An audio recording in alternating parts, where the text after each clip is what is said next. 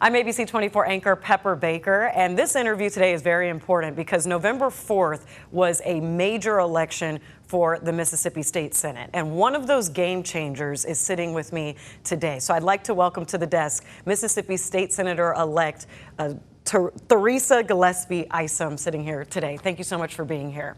Well, thank you for inviting me. Of course. District 2 as well. So first off, just anybody who may not be familiar with you, just give us a little bit of a background of who you are and how you got into politics. Okay. Well, I'm originally from Memphis, and I moved to DeSoto County about 20 years ago.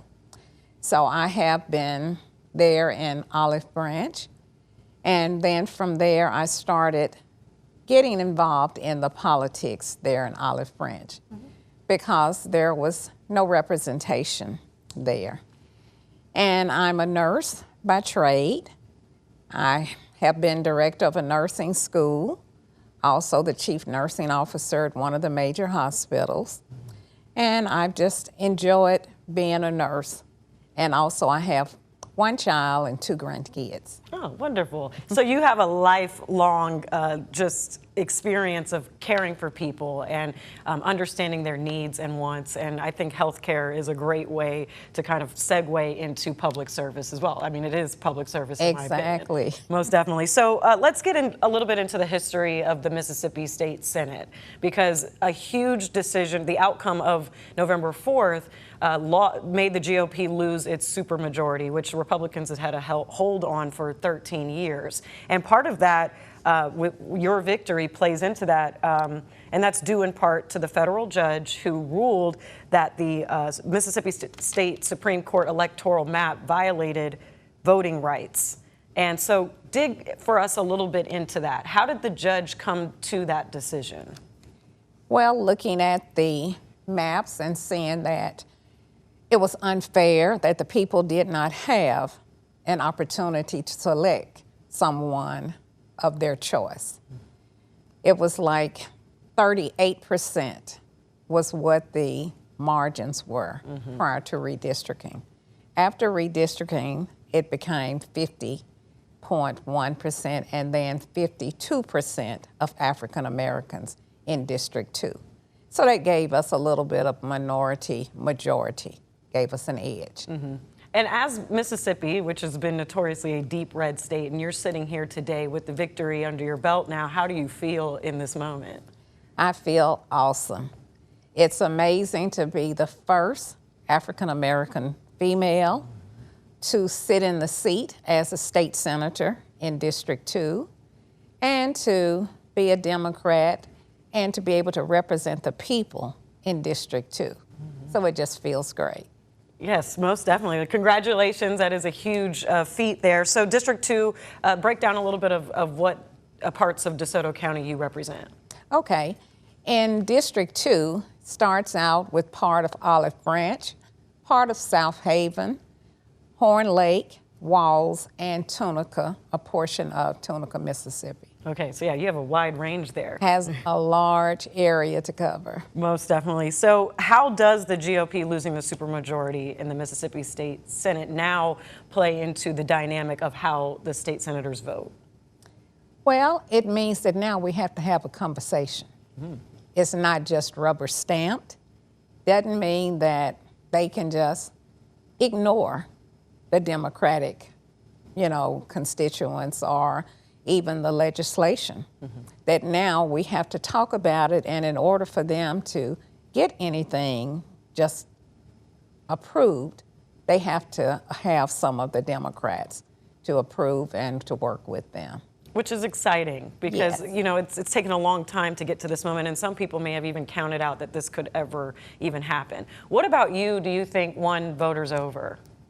I think for me, was because I was always in the community. Always out talking to the people, listening to them, going to the meetings, being the voice for the people in the community. If there was something happening and they wanted it to be presented to like the aldermans, then I would go and I would speak for the people. Definitely. And you talk about you're very proud of your healthcare background. And so what part of your experience as the chief nursing officer plays into how you got motivated into being a politician? Many times when there was legislation that was coming up, especially when I served at the school as the director of the nursing school, the Board of Nursing would often call, and I would go to Nashville because I lived in Tennessee at that time, and go up and talk to the legislators in regards to even like the nurse practitioners and getting that approved. Healthcare in the school system with the school nurses, when that was becoming a decision because the Memphis schools did not have, and Shelby County schools didn't have the nurses that were in the schools every day. And so in talking with, educators, that was something they did not want. I had the opportunity to be there at the board on that particular day that was being presented, and I spoke for the educators. And the attorney said, yes, bring it back with nurses in that area. Wow, and that has definitely garnered support now because you've been able to, you've had experience in convincing and getting your point across. That's amazing. So your victory definitely marks a significant just moment in state history. So what do you want voters or people watching to take away from this moment? That this was just not about the one seat being won here in District 2. It was about fairness, about equality. It was about having a voice for the people that live in all of Mississippi, because now there has to be, like I said, conversation. It's not just gonna be, okay, well, we've got the majority as a Republican, so it doesn't matter what the Democrats say. It's now, let's talk about it and let's have a conversation and let's make this thing happen. Oh, I love that. And so, yeah, now you have a lot of work ahead of you to do and worthy work. So what do you plan to work on with your initiatives? What are you going to push for with policy under your term? Well, the things that I ran on, and that was on education and funding of public schools and also for the educators, and for health care and affordability, making sure that trying to get the Medicaid passed in Mississippi. Very important. And so healthcare and education was my platform, and I'm going to try to push for those areas when I'm out there voting. Let's take a look or kind of reflect back on your run and your opponent, just the challenges you overcame, or how did you kind of go the extra mile to make sure that you solidified the seat? I had support, and it was grassroots. We walked, we knocked on doors, we went back, we sent out mailers, making sure that people saw me. I visited their churches, and any meetings that were coming up, I was always there. And they knew me from being out there, because I didn't just start at the point of me running for the election.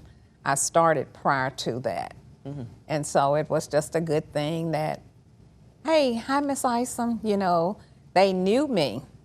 And so when I came and told them what I was wanting to run for, they would tell me what their concerns were.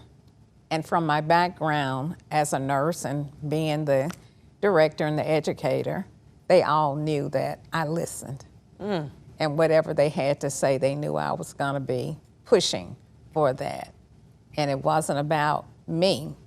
It was about the power of the people. Grassroots for sure. That is like the Yes. textbook definition. So District 11, District 45 also kind of had a similar situation where the seats flipped. Have you been able to talk to the winners of those districts as well, and just how you all are reveling in this moment? Yes. District 11, Reginald Jackson, Senator Jackson, was already in his seat. But because of the redistricting, then he had to run again for his seat. So he was challenged, and he did get out there. He fought just as hard as if it was his first time running, and he was able to win his seat back also. He won with like a 67% victory. Right. And then in Hattiesburg, which was District 45, previous Mayor Dupree, he ran for that seat, and he won his seat, and he again was on the platform of education and affordability for health care, and he won by 72%. So all of us won by a large margin over our opponents. I won by 63%. Yes, and affordability seems to be kind of the mantra that a lot of people around the nation can relate to. I mean, we saw in Tennessee, Afton Bain made strides in her race that she ended up losing, but her big message was affordability. Right. And a lot of people are feeling the squeeze in their wallets right now. So you ran on that message.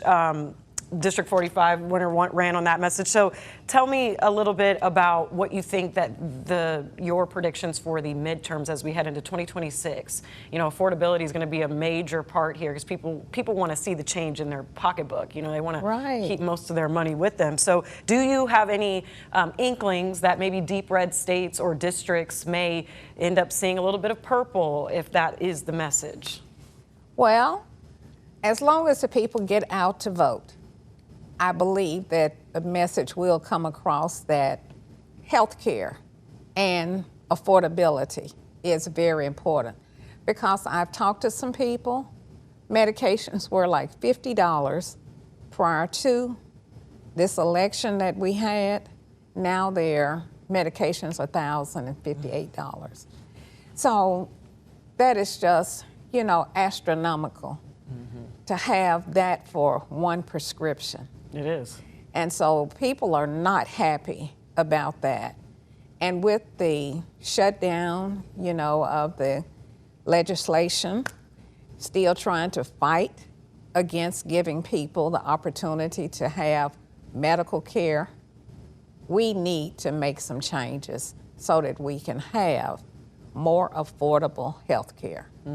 And constantly fighting against trying to do things that's good for the working families, then that's not a good thing. The majority of us are working families and individuals. Right. So can we get into specifics here? Like, how would you specifically see change in those policies?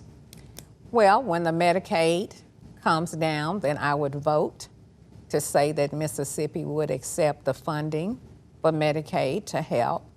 And then just like sometimes there's health fairs and different things that we can do to help support and give people some opportunities for some medical, you know, care that may not be costly to them. Most definitely. We have a couple lasting questions here. So I do want to talk about voter turnout because it is an off election, and oftentimes we've reported and seen the Election Commission report that voter turnout on a non-presidential year can be quite low. But from your election in November 4th and then going into 2026, how important is it for people to really get out in these midterms and just kind of these special elections? Because these are the decisions that are affecting day to day. Well, prior to me running, I did voter registration with people. And many times they would say, well, my vote's not going to matter anyway. But now that I have won and they see that their vote did matter, I believe that people will come out in the midterm and will come out and vote because they know that their voice has been heard. And if they vote, their voice will continue to be heard. Oh, I love that. That is powerful. So yeah, I always like to also throw out just a fun question. So any hidden talent or any fun thing that you remember just growing up, or anything you would want voters to know about you, just anything that's really quirky or just a fun moment in your upbringing that you just want viewers to kind of resonate with you? Oh, that when I was young, then on the street where I lived, the lady was the chair of the Democratic Party. And whenever I would see all these cars come, I would just go and stand on the sidewalk just to listen at them in the backyard talking. Because I was interested then, not knowing that it would continue within my life and take me to this Senate seat where I am today. But that was something that I often think back about, that even as a child, I was interested. Okay, so it started early. Yes. And that's good. Those are the best people is when it started. They heard that calling early on. Well, State Senator-Elect Theresa Gillespie Isom, thank you so much for being here. I really appreciate your time. Any lasting words of just encouragement to voters to really get out and send a message that their voice matters? That their vote is about the power of the people. And if they come out to vote, then that power will be set in stone. And it will continue to go on and not just stop at this one Senate seat that we have won at this time and the 2 seats that we flipped in Mississippi. So I want them to know that their vote does count.